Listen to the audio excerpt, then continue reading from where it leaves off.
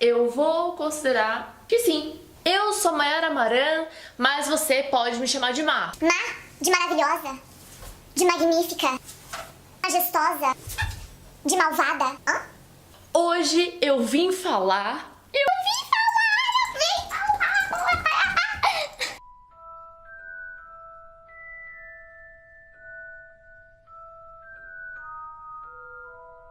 Hoje eu vim falar de criaturas mágicas e onde habitam.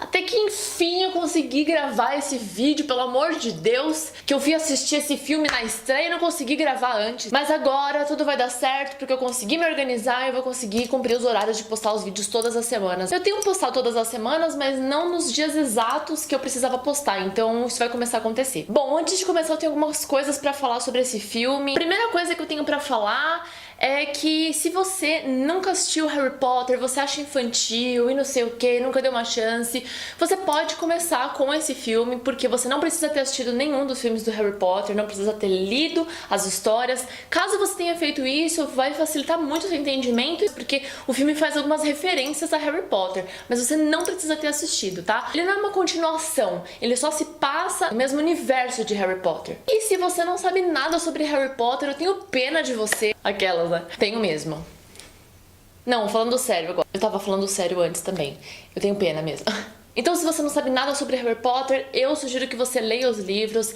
Não entra nessa onda de achar que é infantil, porque não é. Os filmes, eles são feitos de uma maneira que consiga atender um público maior, principalmente o público infanto-juvenil. Isso foi um problema de direção, um problema do filme, da produção do filme, porque a literatura, o livro de Harry Potter, a saga de Harry Potter, ela não é uma coisa infantil. Então essa foi a minha primeira dica. Caso você não tenha assistido, não saiba nada sobre Harry Potter, você pode assistir sim a esse filme, porque você vai entender do mesmo jeito. Eu recomendo porque você vai gostar muito. Eu gostei muito e eu confesso que eu tava um pouco insegura antes de assistir esse filme, porque eu não gosto muito do trabalho feito com os filmes de Harry Potter. Eu amo a literatura e eu assisto os filmes, mas como uma homenagem ao meu carinho pelos personagens, pela história, por como ela me marcou, pela saga, enfim.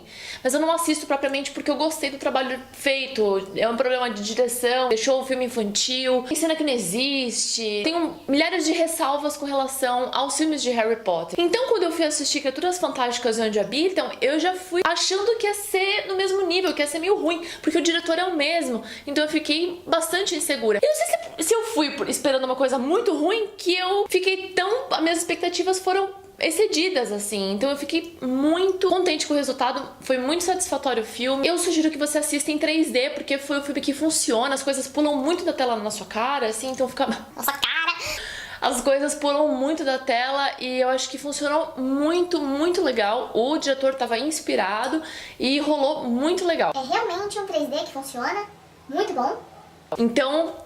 bota 3D aí se você puder na IMAX, eu sei que é caro, mas se você puder e ainda estiver passando, né, porque eu demorei pra cacete pra colocar esse vídeo, então não sei se tem alguma coisa mais no cinema pra você assistir. Então eu vou introduzir pra vocês os personagens principais aí, que conduzem a história. O personagem principal é o Newt Scamander, ele é interpretado pelo Ed Redmayne. É um cara que já ganhou Oscar pela Teoria de Tudo, eu gosto muito do trabalho dele, eu achei que ele ficou fantástico nesse papel. Ele é um ator que já veio do teatro, então ele tem uma atuação que combinou com o tipo excêntrico do personagem, né? Um personagem meio malucão, meio esquisitão. E ele tem uns jeitos de se mexer, de fazer assim, que fica...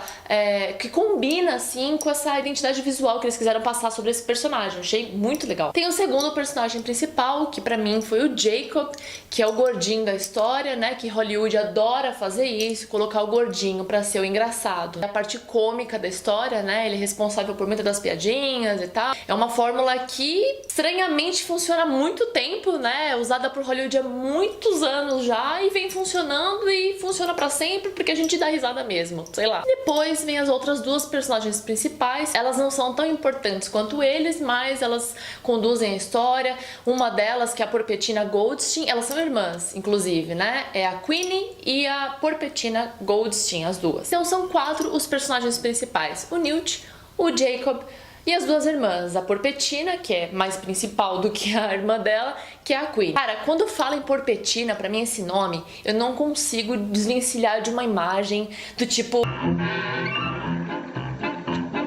O filme, ele se passa na década de 20, então você vai perceber logo essa identidade visual característica daquela época.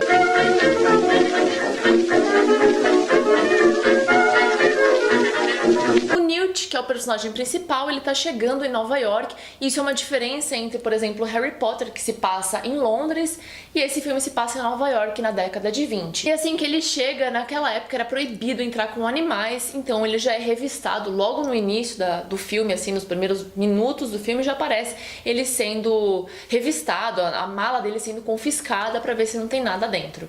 No início do filme já aparece as pessoas na cidade com uma certa agitação, porque existe um movimento desconhecido, alguma coisa que quebrou muitos prédios, como se tivesse passado um monstro por aí. E as pessoas já estão meio ligadas no que está acontecendo, elas estão querendo saber, estão curiosas, querendo saber o que destruiu todos aqueles prédios, o que fez esse estrago na cidade. Então fica sugerido pra gente que o Newt, ele tá indo pra Nova York pra tentar caçar e encontrar essa criatura. O que é uma coisa importante de se fazer, porque qualquer coisa pode expor o mundo bruxo, né? Então eles não podem correr esse risco. Quando ele consegue entrar em Nova York, ele já vai pra perto do banco, onde está tendo uma palestra de repúdio ao mundo bruxo. Pessoas já comentando sobre isso, falando que existe um poder maligno na cidade, e rola aquela coisa meio religiosa, sabe? De falar que é Satanás, que é o diabo. No meio dessas manifestações de repúdio ao mundo bruxo, na verdade, de repúdio a possibilidade de um mundo bruxo, porque eles não sabem que existe um mundo bruxo,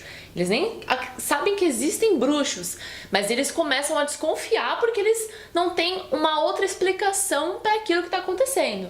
Então, no meio desse caos todo, é que o Newt conhece o Jacob acidentalmente, porque o Jacob tá no banco querendo abrir uma padaria para ele. Aí você pensa, né? Tipo, quem quer abrir uma padaria? Mas a gente consegue entender porque, afinal de contas, é década de 20. Então, o Newt e o Jacob se conhecem acidentalmente porque um dos animais fantásticos que o Newt estava trazendo na mala, ele foge sem querer.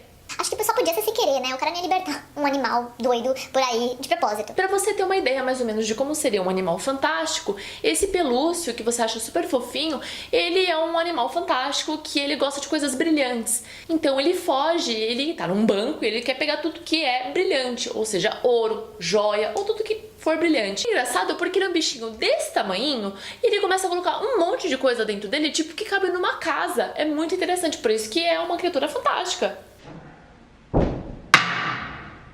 Nesse tumulto todo, o Newt está desesperado porque o animal fantástico dele fugiu, o pelúcio fugiu.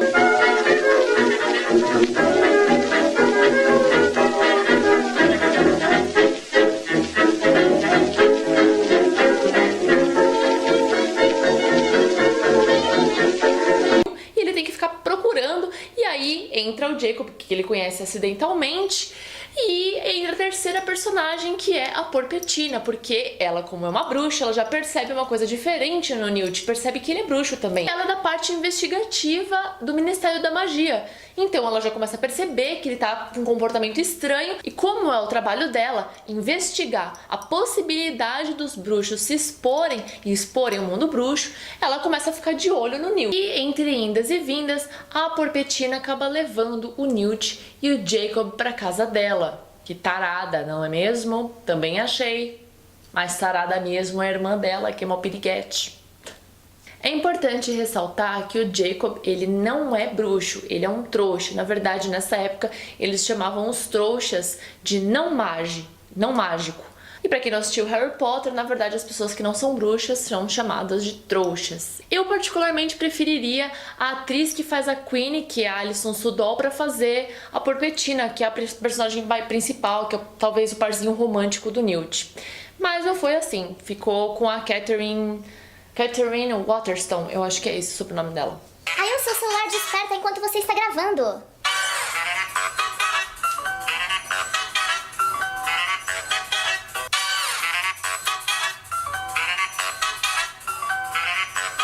Então a Porpetina leva os dois pra casa dela por dois motivos. O primeiro é porque ela tá de olho no Newt, que tá com um comportamento muito saliente, colocando em risco expor o mundo bruxo. E o segundo motivo foi o que eu esqueci de mencionar, que acontece um acidente e alguns animais fogem da maleta do Newt. Pior ainda, então há um risco duplo de expor o mundo bruxo. Na verdade, galera, tudo isso que tá acontecendo entre os quatro é uma subtrama, porque a trama principal tá acontecendo concomitantemente, que é o fato das pessoas estarem repudiando o mundo bruxo e haverem organizações contra isso, né? Contra os bruxos. Tem alguns outros personagens que aparecem também, que complementam essa parte maligna da história, que o Colin Farrell, que interpreta um personagem que é o Percival. Pelo jeito que ele se veste, né, você já consegue identificar que ele é o personagem pelo olhar, que ele é o personagem mais ali duvidoso. Tem um outro personagem que eu achei muito importante também, que eu achei um trabalho, incrível, do ator Ezra Miller. Ele é sensacional, ele fez um filme que eu adoro também chamado As Vantagens de Ser Invisível. Ele é ótimo, ele faz um personagem chamado Credence, que é um cara esquisitão, meio freak, sabe? Super introspectivo, extremamente introspectivo, sabe? Aquela pessoa que... É o emo, a cota emo da história. Gente, pra você que não é da época emo, foi uma época triste. Mano, era uma bosta e a galera, o Credence é o emo. Nothing lasts forever. I'm sorry, I can't be perfect. Now it's just too late, and we can't go back. I'm sorry, I can't be perfect. Todos os vídeos que eu faço são inspirados nos trailers, junto com a minha perspectiva sobre o filme. Como esse trailer de Animais Fantásticos e Onde Habitam não tem muita coisa que eu possa falar, tudo que eu falar vai virar spoiler, então esse é o máximo que eu posso falar por aqui. Na verdade, o que acontece mesmo na história e tudo que eu não tô falando, você vai ter que assistir pra saber. Essa foi a minha release sobre Animais Fantásticos e Onde Habitam e também o meu convite para que você assista o filme. Não esquece de se inscrever no canal. Não esquece de se inscrever no canal.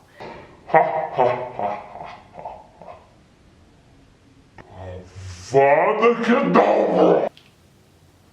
E se você gostou, não esquece de deixar o seu like. E se você não gostou, também não esquece de deixar o seu like. Não esquece de compartilhar. Fique esperto com os próximos vídeos. Um beijo e adiós!